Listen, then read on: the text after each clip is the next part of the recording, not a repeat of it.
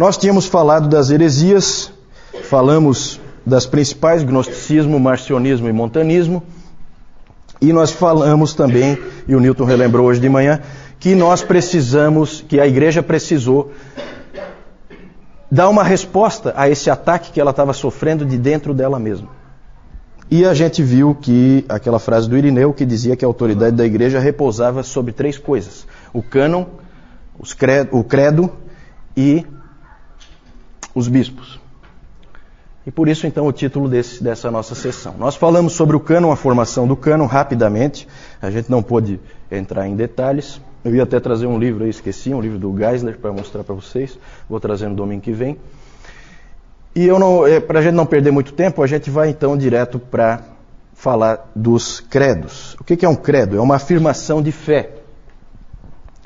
Uma das mais antigas é aquela: Tu és o Cristo, o Filho do Deus vivo. Quem falou isso? Isso é um credo. Quem falou isso? Pedro, exatamente. Pedro. Tu és o Cristo, o Filho do Deus vivo. Isso é uma afirmação de fé. E uma das mais antigas que a gente tem, isso aí ainda está no Novo Testamento, uma das mais antigas que a gente tem na história da igreja é: creio em Jesus Cristo, Filho de Deus, Salvador. A partir dessa frase, creio em Jesus Cristo, Filho de Deus, Salvador, veio aquele símbolo do peixe, por causa... Ali está ictis, né? Porque existem 2 maneiras de escrever, mas podemos dizer ictus. Ictus é o peixe. Essa palavra em grego significa peixe. E é uma abreviação, ela pode ser usada como uma abreviação no grego. Depois nós vamos ver umas figuras aí. Que é uma abreviação de Jesus Christos Tel Huios Soter. Jesus Cristo, Filho de Deus, Salvador. Então, esse é um credo bem antigo também. Mas o credo que o Irineu estava se referindo, onde ele dizia que a autoridade da igreja repousava, uma das coisas em que ela repousava, era o credo dos apóstolos. Já ouviram falar do credo dos apóstolos, ou credo apostólico? Ele é bem conhecido, esse credo apostólico.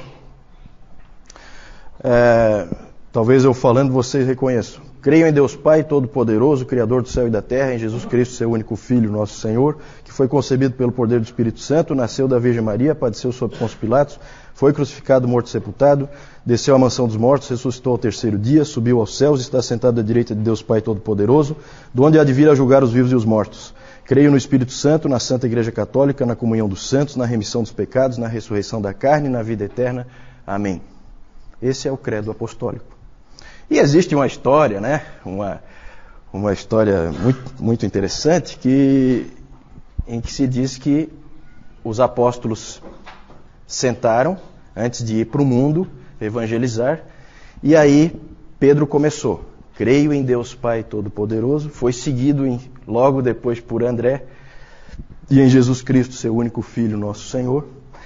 E assim por diante, cada apóstolo falou um pedaço do credo apostólico até terminar com o Mateus, que falou a parte final. É claro que isso aí é uma lenda. É evidente que não foi assim que aconteceu. O credo apostólico não foi feito pelos apóstolos. Ele, na verdade, era uma fórmula utilizada nos batismos naquela época. Então, o indivíduo que ia se batizar tinha que afirmar aquelas verdades. E isso acabou pegando como a fé da igreja resumida.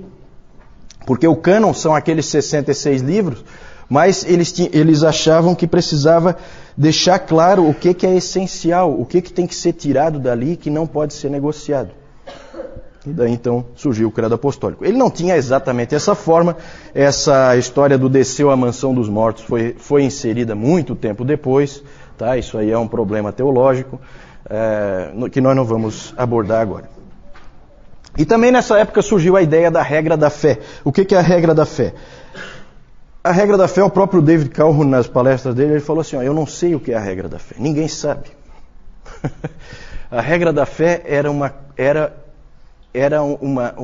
verdades, era ortodoxia passada de pai da igreja para pai da igreja ou de bispo para bispo. Não era uma coisa que era passada para a igreja, era uma coisa passada de bispo para bispo. O Orígenes, ele disse o seguinte: a regra da fé é aquilo que foi passado pelos apóstolos por meio da ordem da sucessão. Então não dá para a gente definir muito claramente o que é a regra da fé. Mas de alguma maneira se achava que de um bispo para o outro se passava a verdade, se passava a ortodoxia. Isso é uma coisa um pouco confusa. Pode passar? Vamos falar então agora dessa ideia dos bispos. Os bispos. No Novo Testamento e no primeiro século, o modelo era aquele que nós conhecemos de liderança da igreja, com presbíteros e diáconos, só. Então, durante o primeiro século, era assim que era feito. Você tinha presbíteros e você tinha diáconos. Mas já no início do segundo século, já começa a haver uma maior centralização de poder na mão de um único presbítero. E isso começa a aparecer em vários lugares. Sempre há algum presbítero que se destaca mais, que conhece mais, que é mais influente, e esse presbítero começa a ganhar uma importância maior. E isso começa a ser incentivado por alguns pais da igreja, como por exemplo o Inácio de Antioquia, que foi discípulo de João. Ele disse que ele já falava no início do segundo século a respeito de um único bispo acima dos outros.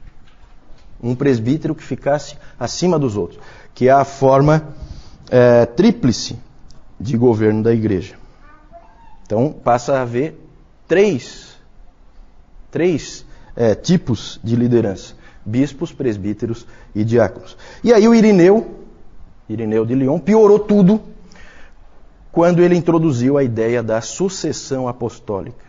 A famosa ideia da sucessão apostólica. Ele... não sei de onde é que ele tirou isso. Ele criou a ideia de que o bispo tinha que ser uma pessoa que pudesse provar a sua ligação aos apóstolos. Certo? Então, por exemplo, se o Newton não puder provar a ligação dele com os apóstolos, ele não pode ser um bispo. Ele pode ser um presbítero, mas não pode ser um bispo. Então eles começam a cometer esses erros, isso começa a circular de um para o outro e começa a afetar a igreja. Isso aí deve ter ocorrido por uma série de motivos. A gente tem registros de que Cipriano, por exemplo, ele começou a dar instruções para os outros presbíteros, começou a dizer o que eles deviam fazer. E aí, então tem envolvido aí questões de personalidade, tem questões envolvidas de orgulho, um querendo ser mais do que o outro. E tudo isso aí acabou afetando a igreja, de uma maneira ou de outra, acabou-se tendo a figura dos bispos. Pode passar aí. Então ali eu falei, isso aí eu já falei, o apoio do Inácio de Antioquia e do Irineu de Lyon. Por quê? Porque os bispos passaram a ser uma coisa importante. Por uma questão de eficiência, é muito mais fácil, se a liderança estiver na mão de um só, é muito mais fácil tomar as decisões, é muito mais fácil reagir rápido a alguma coisa que aconteça. Então até o David Calhoun comenta, né, que ele é presbiteriano, então ele fala, no modelo presbiteriano ele crê que é bíblico, mas não necessariamente é o mais eficiente. Às vezes para tomar uma decisão leva uma vida. Então a ideia era de eficiência. Um bispo com o poder na mão dele resolvia rapidamente qualquer problema que acontecesse. E também uma outra ideia por trás da criação e do estabelecimento desses bispos era o fortalecimento da ortodoxia.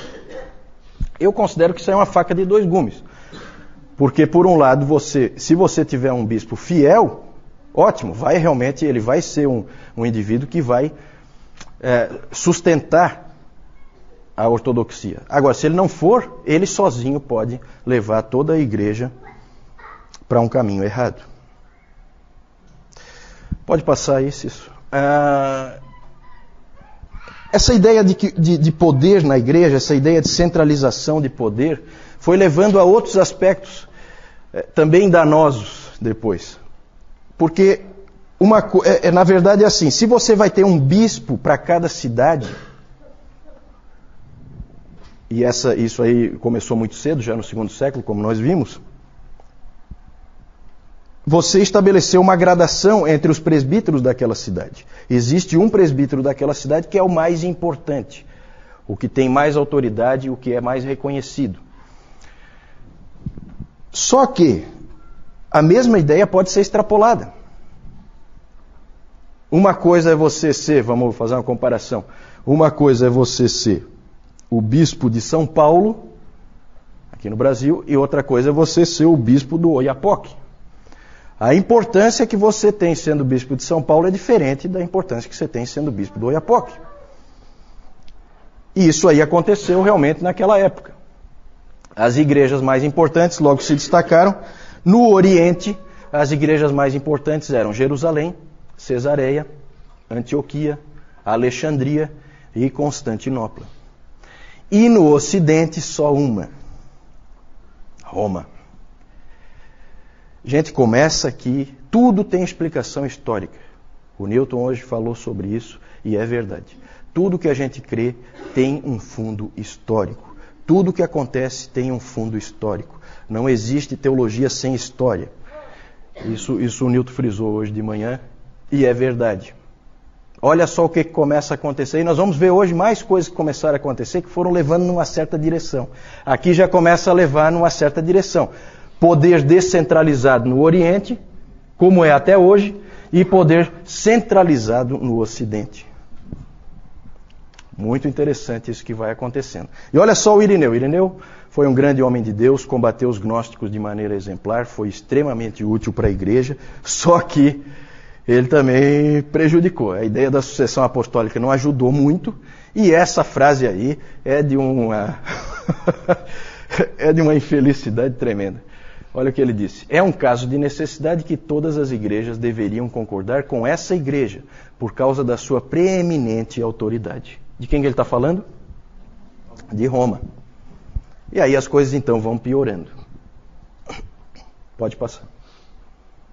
Aí só para mostrar para vocês, o João hoje está não está nas melhores condições, eu também não estou, vocês já perceberam, né? Mas eu vou rapidamente mostrar aqui. Aqui só um exemplo, né? Nós falamos do cânon no domingo passado. Aqui é um pedaço de papiro. Um pedaço de papiro real que nós temos hoje. Aí está escrito, depois alguém que saiba ler em grego aí pode ler para nós. É uma página do P46. Esse manuscrito é do século III. Vocês sabem que nós não temos os originais não existem mais. Então, isso aí é um pedaço. Aí ali está escrito 1 Coríntios 11, 33 a 12, 9. Aqui nós temos, isso aqui é uma pichação em Éfeso, num muro, lá da igreja primitiva, com o símbolo do peixe. Jesus Christus, Theos, Huios, Soter. Certo? Jesus Cristo, Filho de Deus, Salvador. Pode passar. Aí nós temos o Inácio de Antioquia. Ele foi martirizado, por isso que aparecem esses leões aí, junto com ele. E aparece também aqui o Irineu de Lyon. Aquele ali foi discípulo de João, tá? Ele é muito antigo, esse Inácio de Antioquia. Ele foi discípulo de João. Qual foi o outro discípulo de João que nós vimos no domingo passado? Quem é que lembra? Policarpo. Policarpo que foi mestre do Irineu, certo? Em Esmirna. Pode passar então.